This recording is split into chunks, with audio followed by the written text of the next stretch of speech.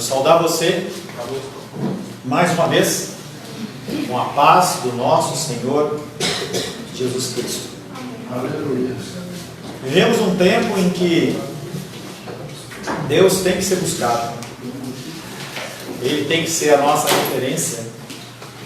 Ele tem que ser onde nós buscamos o nosso alento, onde nós buscamos o querer dele.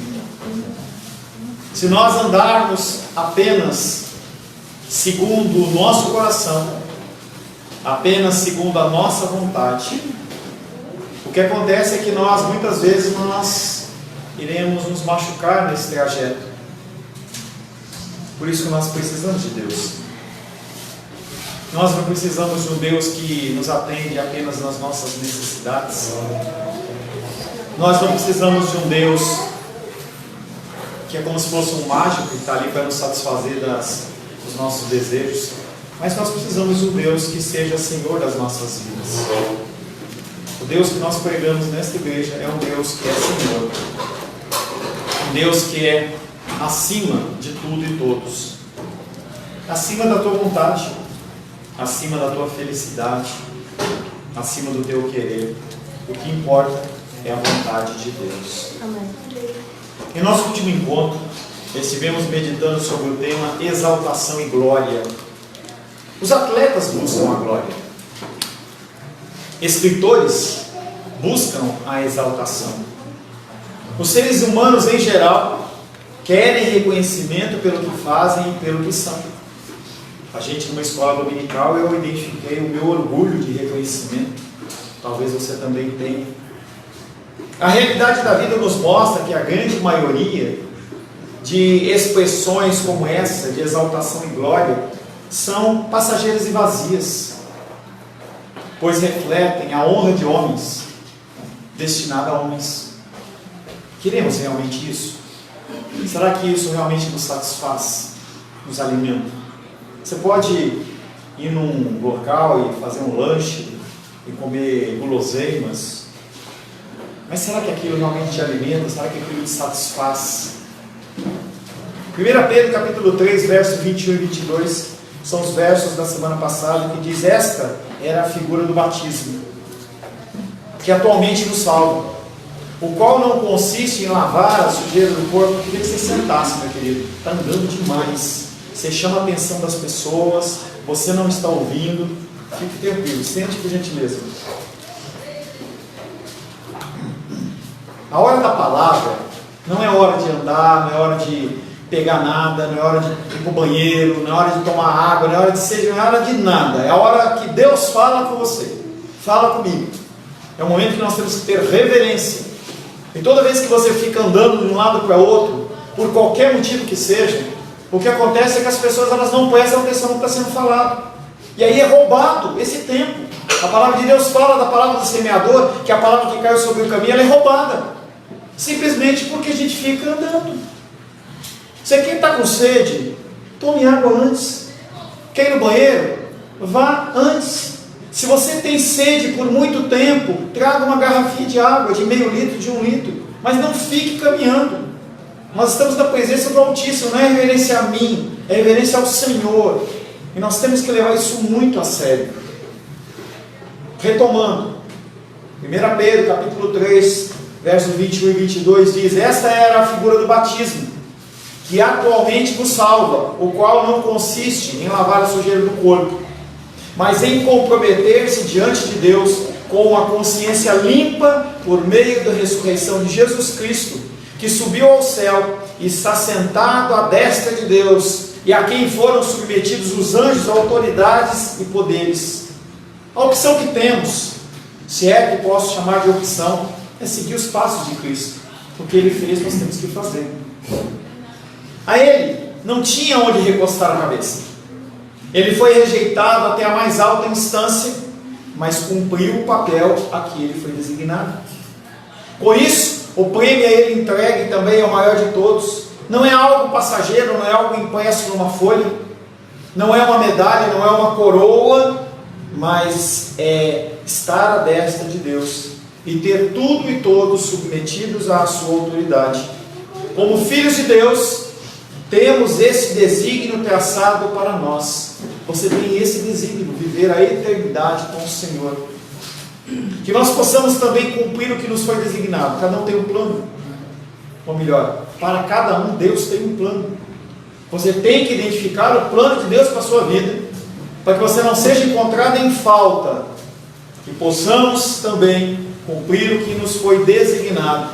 E assim, quando de nossa morte ou volta de Cristo, nós possamos entrar para viver na glória com o Senhor. Apenas aqueles que são servos, apenas aqueles que se submetem à autoridade de Deus, apenas aqueles que vivem a palavra aqui na terra, serão aqueles que estarão aptos a entrar no reino de Deus. Não porque é um prêmio por que você fez, não. É apenas uma consequência. Se você é uma pessoa que é fiel ao Senhor aqui na terra, você está apenas demonstrando que Ele é o seu Senhor e seu Salvador. A palavra de hoje tem como título Sofrimento e Paixões da Carne. São coisas que vão nos rodear, caminhar conosco por toda a vida. Eu quero convidar você a abrir a palavra de Deus em 1 Pedro capítulo 4. Semana passada nós estávamos meditando no capítulo 3 e agora nós estamos no capítulo 4.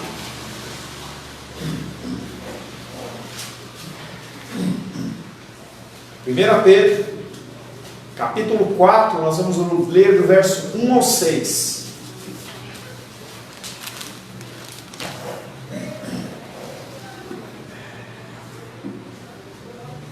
1 Pedro, capítulo 4, versos de 1 a 6, assim diz a palavra de Deus.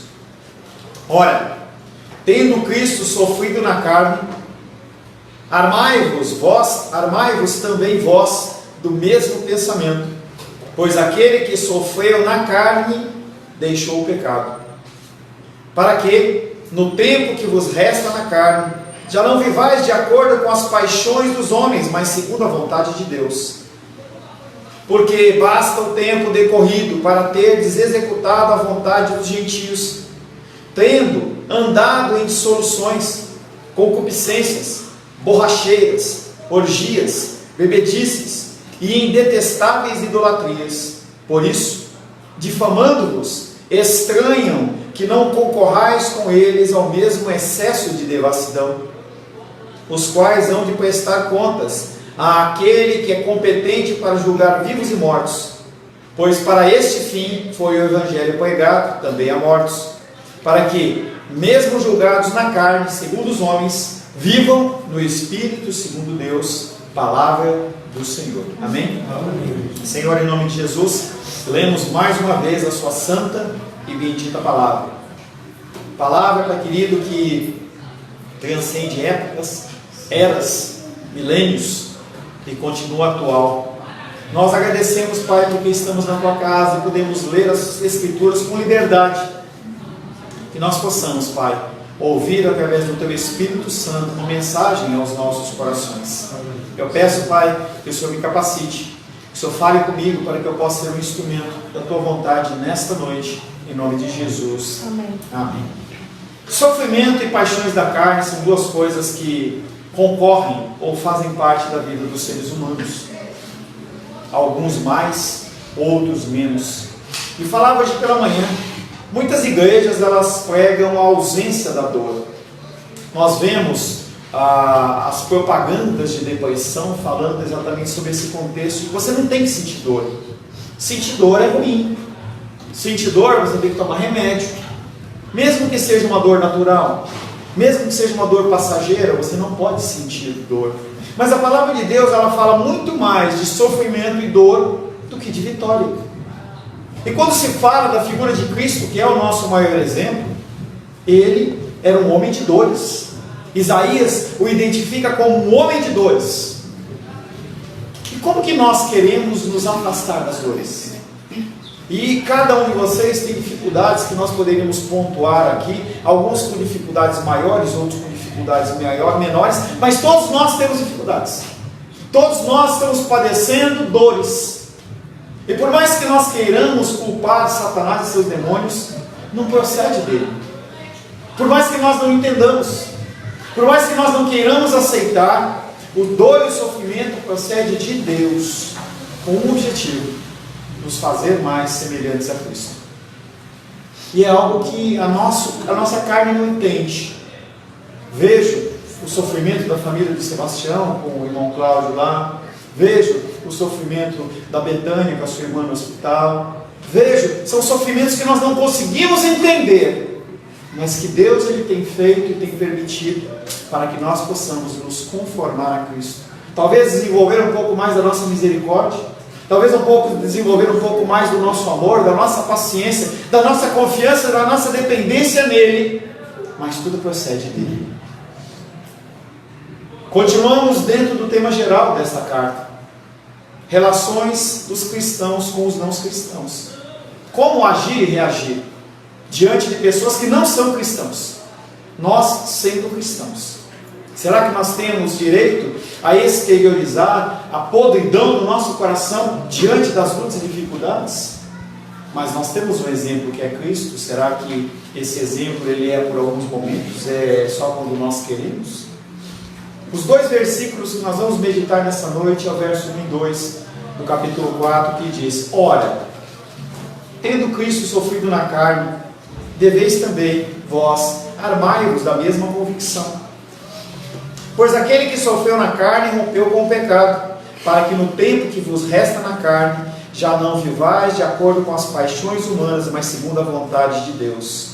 A primeira parte desse versículo, ele fala sobre Jesus Cristo e o seu sofrimento. E depois ele vem falando sobre a condição do ser humano que se diz discípulo dele. A sequência dos pensamentos do capítulo 3, do verso 4, ele começa com a partícula ora. Ora, tendo Cristo sofrido. Ele começa falando ora. E aí o que ele está mostrando é que há consequências. Tudo que foi dito antes, todo o agir do ser humano, o posicionamento dele diante das pessoas, tem consequências. O nosso Cristo, ele viveu em prol dos outros. Não tinha nada, não queria nada em troca. E ele foi rejeitado, foi crucificado, apanhou, passou por toda uma questão de sofrimento. E ele começa esse versículo falando: ora, se o próprio Deus, na figura de Cristo, padeceu, será que isso não vem para você também? Toda ação tem consequência. Quando eu falo alguma coisa para você que procede de Deus e você aplica na sua vida, podem ter consequências boas ou ruins aos seus olhos, mas todas elas segundo a vontade de Deus. E se você decidir não ouvir ou decidir não fazer, cada um de vocês já esteve comigo num aconselhamento e eu já falei para coisas para você que você não deveria fazer ou que você deveria fazer e você decidiu não fazer. E a gerência da sua vida é sua, não é minha. Eu não tenho obrigação nem direito de entrar na sua intimidade, a não ser falar aquilo que Deus está mandando dizer. Toda ação tem consequência. Tendo sofrido Cristo na carne, ele retoma um pensamento que nós já trabalhamos lá atrás, em 1 Pedro 3,18, que diz: pois também Cristo morreu uma única vez pelos pecados, o justo pelos injustos, para conduzir-vos a Deus, mortos sim na carne, mas vivificado no Espírito. O cristianismo fala de morte. Vimos que esse sofrimento destaca a morte, mas também tudo que veio antes, todo o sofrimento que culminou na sua morte. O tema da morte é retomado para que os cristãos que são ligados ao Mestre entendam que eles também são passíveis da mesma sofrimento. Não há como você dizer que eu sou do Flamengo e não usar uma camisa do Flamengo. Nosso irmão Cláudio era vascaíno. Vascaíno ou Botafogo? Vascaíno. Não tem como você dizer eu sou vascaíno e não usar a camisa do Vasco. São os exemplos tolos, mas que refletem também a tolice do nosso coração em achar que nós podemos dizer que somos servos de Cristo e não fazemos o que Ele faz. Não nos vestimos com as vestes que Ele veste, que Ele mostra. E Ele vem e fala: armai-vos. Mas nós estamos falando de paz, Nós estamos falando que o cristão ele tem que ser submisso a autoridades, que o cristão não tem que brigar com os outros, ele tem que ser submisso àquele chefe que é mau, inclusive. Mas ele fala, armai-vos. Parece que é estranho isso, num contexto de não violência. Com esse termo militar, somos levados a imaginar uma guerra. Uma guerra que nós estamos envolvidos, a qual nós temos que nos armar adequadamente. Quando você disse sim para Cristo, você entrou em guerra.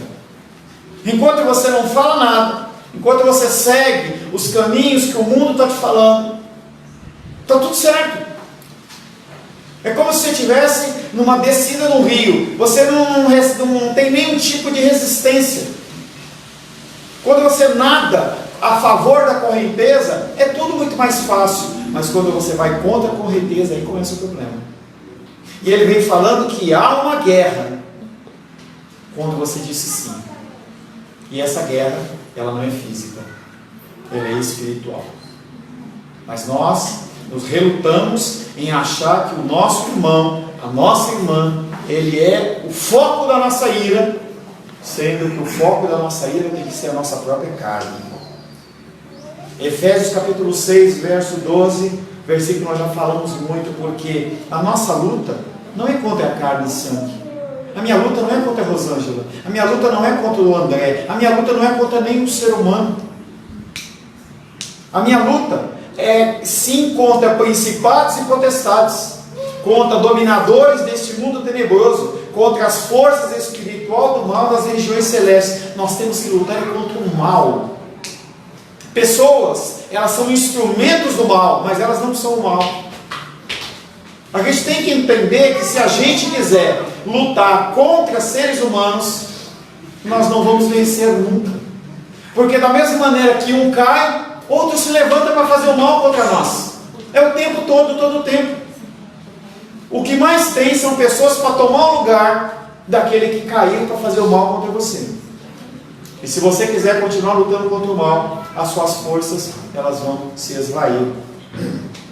Esse tema aparece muitas vezes no Novo Testamento, em especial nas cartas de Paulo. A vida cristã, ela é vida como uma constante batalha.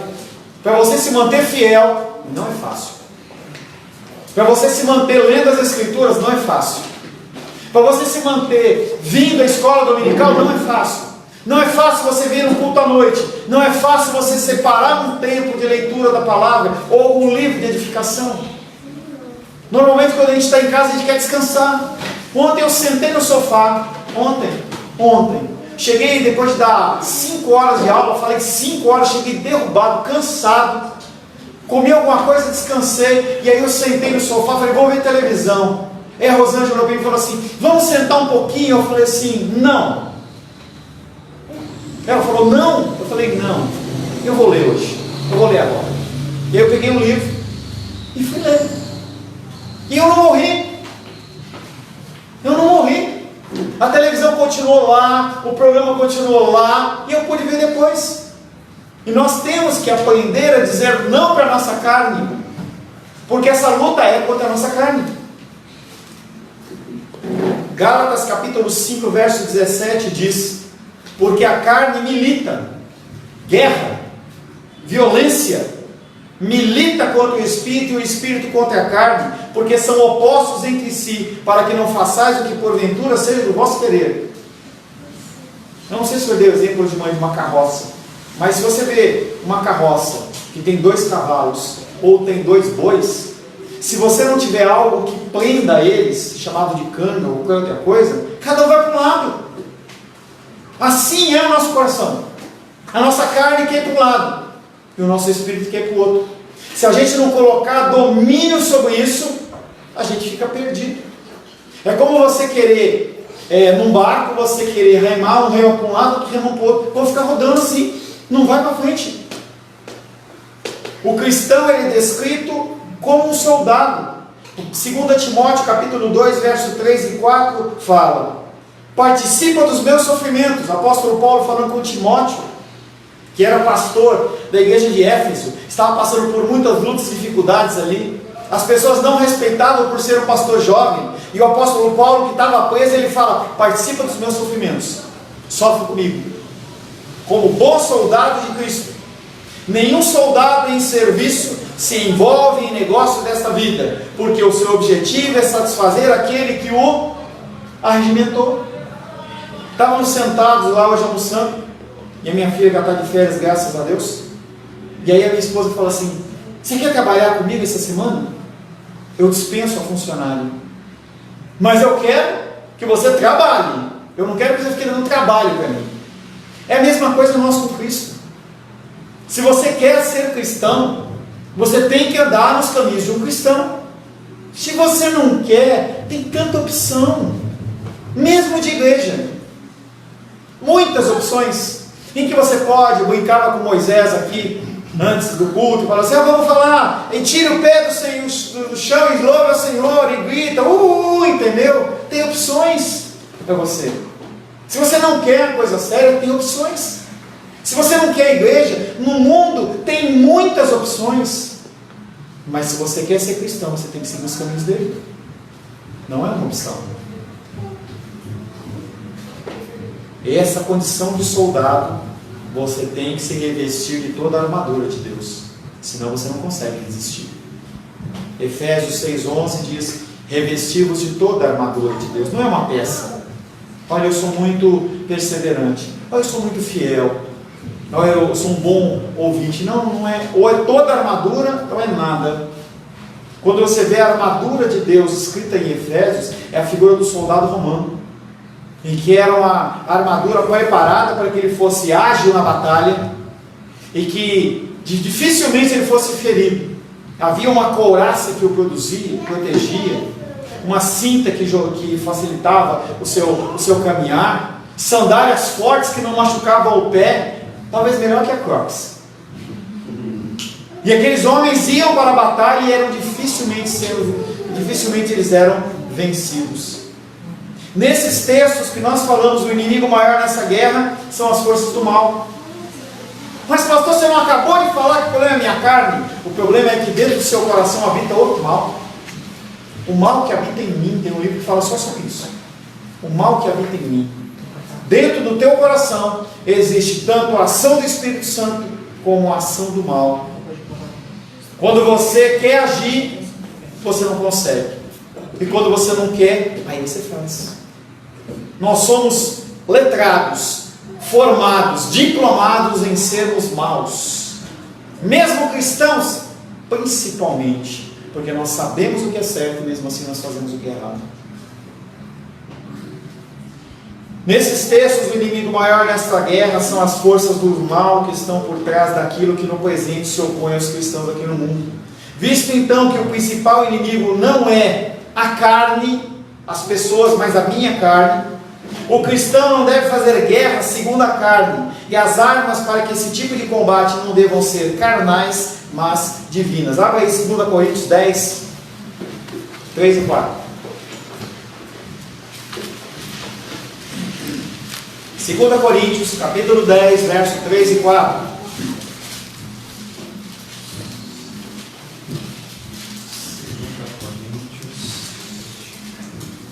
2 Coríntios, capítulo 10, versos 3 e 4. Mateus, Marcos, Lucas, João, Atos, Romanos, Coríntios.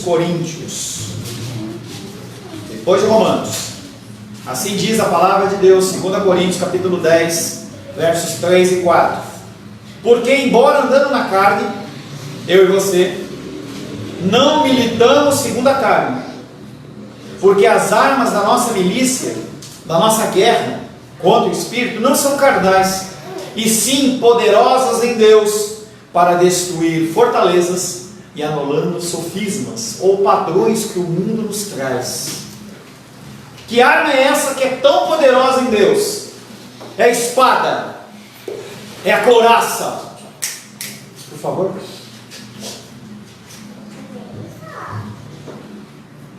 Que arma é essa que é tão poderosa que o diabo treme? É uma espada? É um canhão? É abrir o Salmo 91 e deixar no painel do carro? É passar óleo no carro? Passar óleo na sua casa? Que arma é essa? A arma é ter a mesma disposição mental que Cristo teve, ou seja, andar no Espírito. É ouvir os ensinamentos de Deus e aplicar na sua vida. Essa é a arma. Não há nenhum segredo maior. É você ler as Escrituras e aplicar as Escrituras. Só isso. Só isso, pastor. Só isso. E por que a gente não faz? Porque a gente é chucro. Nós somos idólatras de nós mesmos. Quando nós vemos uma ordenança de Deus que é diferente daquilo que nós queremos, nós optamos por aquilo que nós achamos que é o certo. Eu faço isso. Você faz isso. Assim como a definição bíblica de amor é ser uma decisão, e Cristo assim agiu diante de sua missão, somos chamados também a encarar essa mesma perspectiva que ele teve diante do sofrimento e do martírio. Quando o sofrimento ocorrer na sua vida, você vai continuar guerreando contra Deus, você vai continuar questionando porque Ele permitiu que tal coisa acontecesse. O que isso demonstra é que você não confia nele. Quantas vezes eu me pego nessa situação? Eu olho numa situação como essa, de tristeza, de dificuldade, de fragilidade, e eu falo: Deus, por que o Senhor não me livra? Mas será que não é Deus que está permitindo que a gente passe aqui? Será que não é melhor a gente entender o que Ele está querendo nos ensinar e nós possamos aprender aquilo para que nós possamos findar a nossa história o mais rápido possível naquele sofrimento?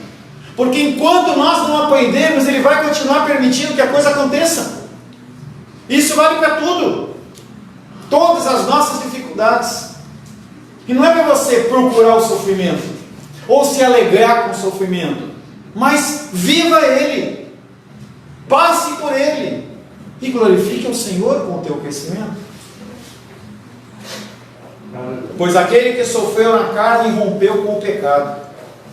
Soa a princípio bastante ousado, em especial quando eu olho no espelho e quando você olha no espelho. Como que eu posso dizer que eu rompi no pecado se eu faço o que eu faço? Vamos por partes.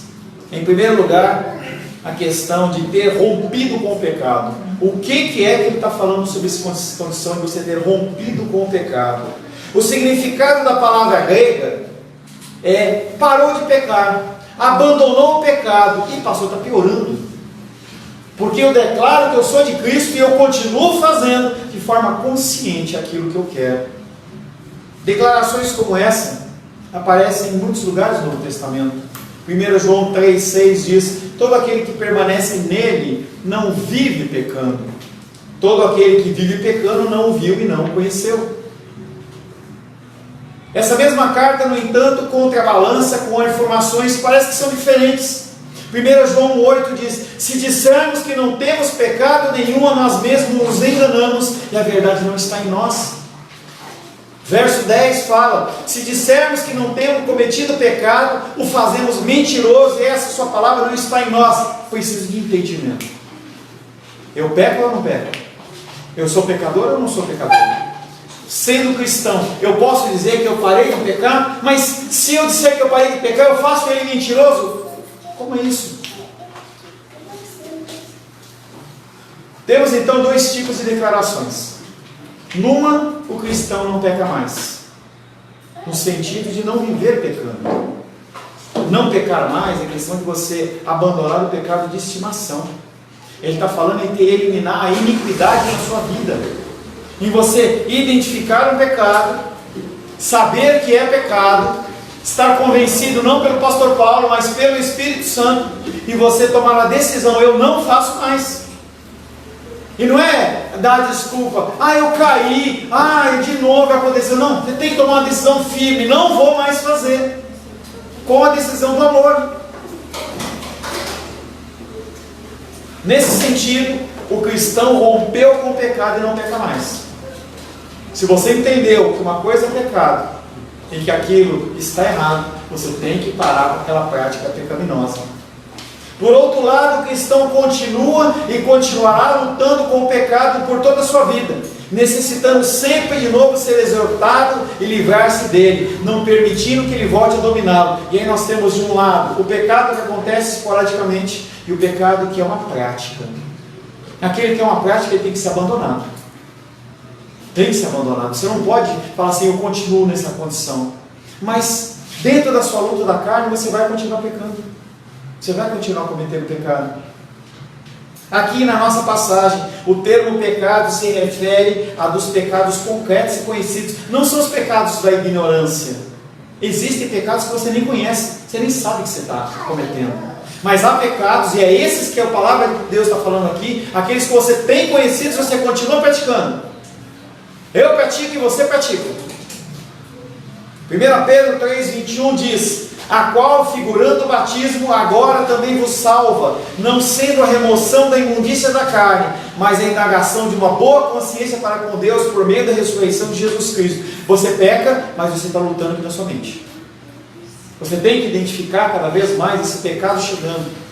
Você tem que sentir aquele ditado que diz: onde há fumaça, há fogo. Você tem que começar a sentir o cheiro do pecado chegando perto de você. Você tem que se afastar dele. Isso é lutar contra o pecado. E outra coisa é você deixar a coisa correr, a revelia. Muitos de vocês deixam o pecado correr a revelia. Continua fazendo, continua fazendo. E o que acontece é que o coração nosso acaba ficando endurecido. E a gente fica cada vez mais suscetível a fazer as coisas. Ler a Bíblia é uma coisa dessas. Deixa de ler uma semana. Você vai ver a dificuldade que é. Deixa de você ir na academia um mês. E tenta retomar para você ver se você consegue pegar a mesma carga de peso, ou a mesma sequência, ou correr na mesma velocidade na esteira. Não consegue. Porque você cria um hábito e continua praticando, o que acontece é que você definha. Mas na vida natural, no exemplo da esteira, depois de um tempo você volta. O problema espiritual é que você não volta mais. A luta é muito mais ferrenha do que um dia na academia, um mês na academia. E você simplesmente deixa de amar o Senhor como deveria. Aqui é uma coisa um pouco mais profunda. A relação do pecado com o sofrimento. O texto mostra uma concepção corrente no judaísmo da época, de que a pessoa só se liberta do pecado pela morte da carne ou do corpo. Você só vai se libertar quando você não estiver mais vivo. Enquanto você estiver aqui, você vai continuar pecando. Mas não é justificativa para você pecar. Naquela época, do início da igreja primitiva, tinha uma corrente teológica que chamava-se gnosticismo, que ela falava assim: o corpo não presta. E pelo corpo não prestar, você tem duas opções. Ou você o anula, e muitas pessoas elas agem dessa maneira: eu não posso comprar nada, eu não posso viver, não posso ter nada, não posso me divertir, ou eu tenho que vender todos os meus bens, andar na miséria, ou então a carne é ruim, eu vou fazer o que eu quero. E a grande maioria das pessoas acha que essa segunda opção é a melhor. E a palavra de Deus fala: não é essa, e nem é a primeira, porque Deus criou esse mundo maravilhoso para que nós tenhamos vida e vida em abundância. Mas não é só isso. Não é só isso. A morte representa juízo, e nela se é liberto das fraquezas associadas à vida na carne. Quando você morrer, ou quando tocar a trombeta, o seu corpo corruptível, pecador, ele vai ser purificado, e você vai viver a eternidade com o Senhor, sem pecado, não pelo seu esforço, mas pela ação dele. Também o sofrimento podia ter este efeito purificador, especialmente quando por motivos religiosos. Todo esse sofrimento se refere a Cristo. Ao morrer, Cristo fez cessar o pecado, ou seja, o seu poder na vida daqueles que estão em Cristo. Nesse sentido, o cristão já morreu para o pecado, e o sofrimento pelo qual ele passa, tem que passar, ele faz isso para que ele possa demonstrar para as pessoas que ele sofre como Cristo, vive como Cristo. Não tem como dissociar o mestre do seu discípulo. Não tem como dissociar o discípulo do seu mestre. Se você não quer sofrimento, se você não quer pensar na morte da sua vontade, sinto lhe dizer que o cristianismo não é a sua religião. Se você quer continuar vivendo segundo os prazeres da sua carne, segundo os desejos do seu coração, o cristianismo não é a sua opção. Você tem que procurar outra religião. Este rompimento com o pecado deve se mostrar concretamente agora. Não agora na igreja. Amanhã, quando você acordar, quando você estiver no meio do seu trabalho, quando você estiver entre as pessoas que convivem com você. Estes têm um tempo para viver na terra, antes de morrer. E esse tempo é importante para Deus. Nele, os que ainda não creem podem chegar a fazê-lo. E a forma como os crentes vivem esse tempo é decisiva para isso. O seu exemplo pode levar pessoas para o inferno ou para a salvação. O teu falar, o teu agir. O apóstolo Paulo fala: como é que as pessoas vão crer se não há quem pregue? E pregar não é apenas falar, é viver. Você tem que ver na vida da outra pessoa algo de diferente.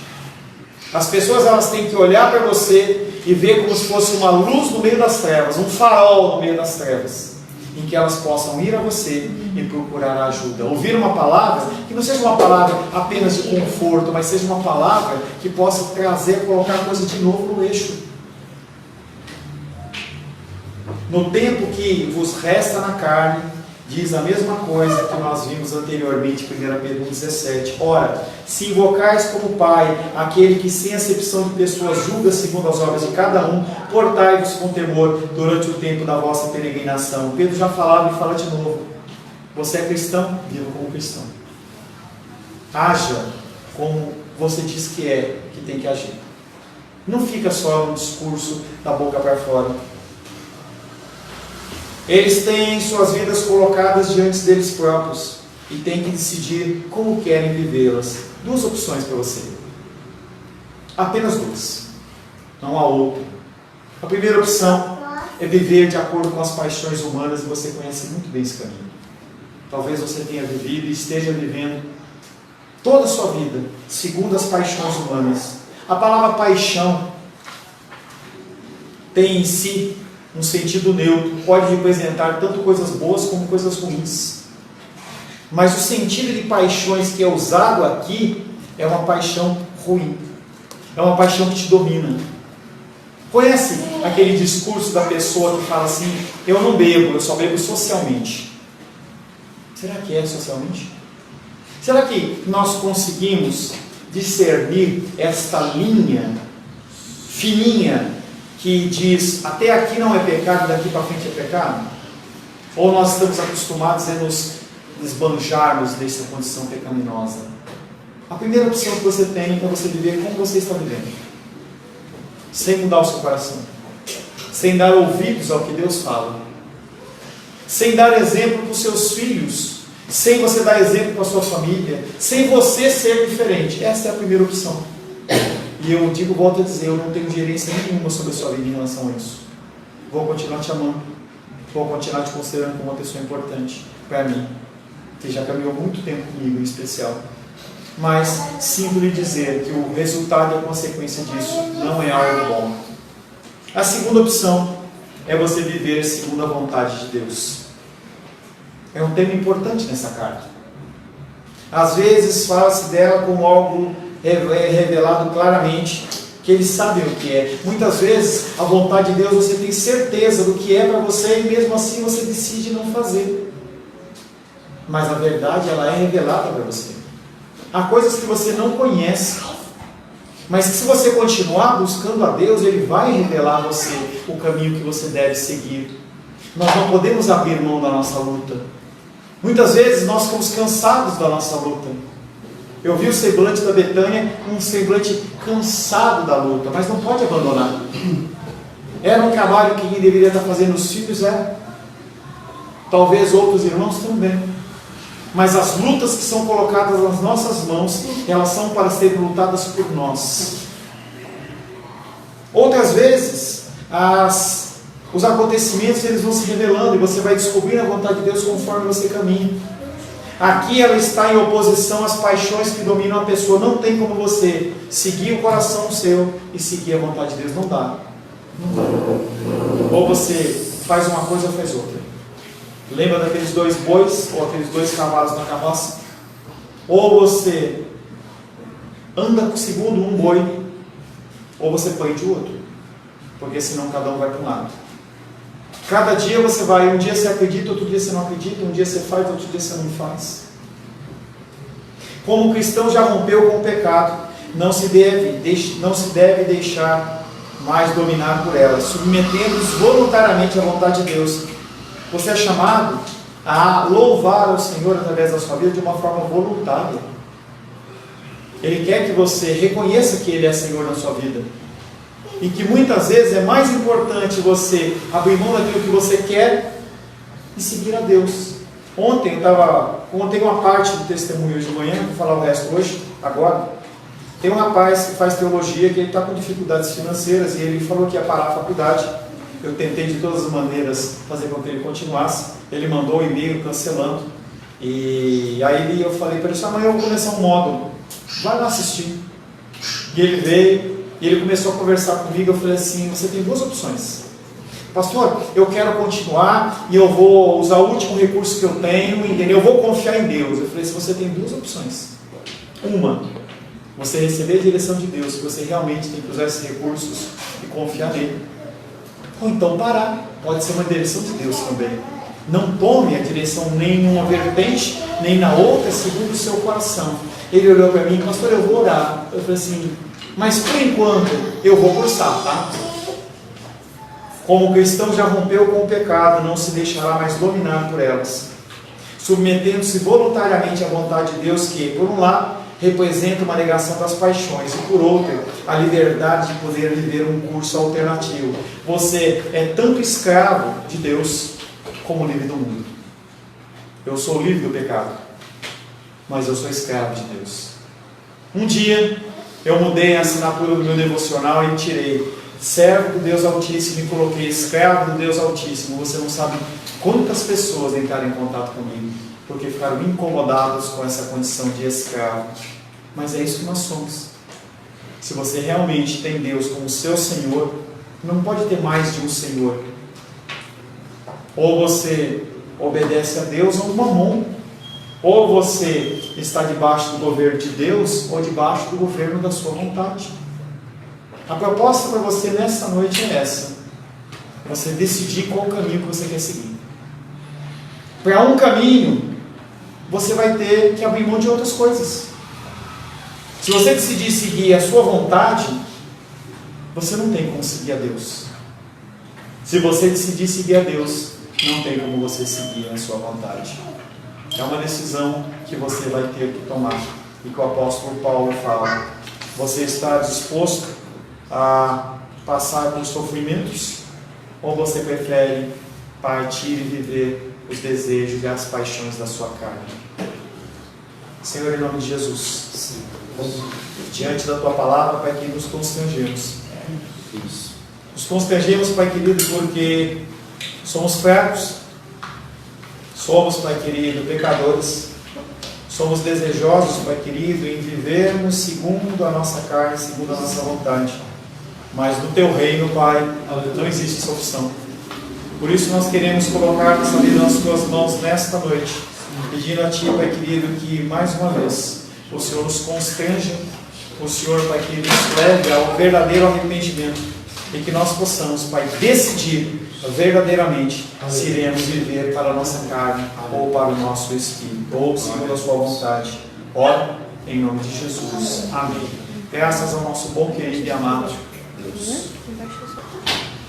Agradeço você pela vinda, pois ter tido esse tempo comigo, nesse tempo de louvor e adoração ao Senhor, e também num tempo de ouvir a Sua santa e bendita palavra.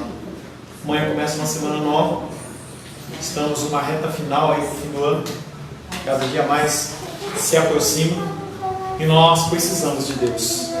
Nós precisamos que Ele nos guarde, nos proteja. Porque se nós fôssemos lutar com as nossas próprias forças, nós estaríamos perdidos. Quero convidar você na semana que vem. Quero convidar você, na quarta-feira, ter um tempo de oração conosco. Separe um tempo dentro das suas atividades, para que você possa orar conosco. Apenas 1 hora, das 8 às 9. E no domingo, de manhã, estaremos tendo a nossa escola bíblica dominical. Nós vamos trabalhar um novo tema. Agora eu não lembro o que é. Hoje foi? Egoísmo. Semana que vem eu acho que é inveja. Eu acho. É mais um teminha amargo para você. Tá? Se você não tem, não precisa assistir. Tá? Você está ali e eu vou falar e eu vou ouvir porque eu preciso e eu sei do meu pecado. Senhor Deus, te louvamos por mais esse dia na tua presença, agradecemos por mais essa semana que se finda e se inicia. Pedimos que o Senhor nos guarde, nos abençoe, Pai querido. Nós precisamos do Senhor, que o amor de Deus Pai, que a graça salvadora de Jesus Cristo, que a consolação do doce Espírito Santo seja sobre a nossa vida hoje e sempre. Amém, amém. Vamos em paz e que o Senhor nos abençoe.